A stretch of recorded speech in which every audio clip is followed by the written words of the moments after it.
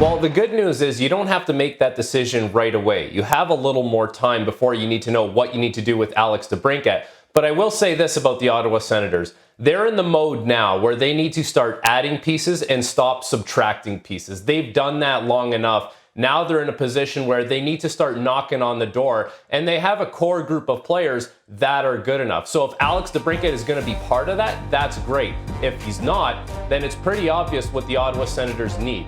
It's help on the back end with some reliable veteran NHL defensemen, and it's a steady, stable starting goaltender. So with Alex DeBrincat having a $9 million qualifying offer coming up after finishing his contract, and ownership situation that is still in flux and we don't know what's going to happen, this needs to be kicked down the road a little longer.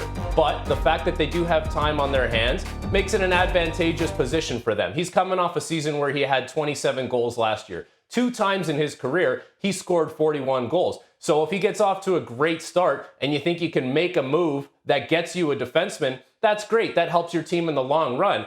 Or conversely, if he's off to a great start, it helps your team right now and you don't need to part ways with him right now. But knowing that maybe he's not crazy about being there long term gives you an opportunity to bring something into your organization that can still help you. The Ottawa Senators have been rebuild mode for too long. They say they're not in rebuild mode anymore. So if they're going to move on from Alex DeBrincat, they absolutely need to bring in someone that can help them in the long term. And the fact that you went out and spent a 7th overall pick to bring in Alex DeBrincat means that you mean business, and you mean business now. They need to find someone, if they're going to part with this player, that can help their team.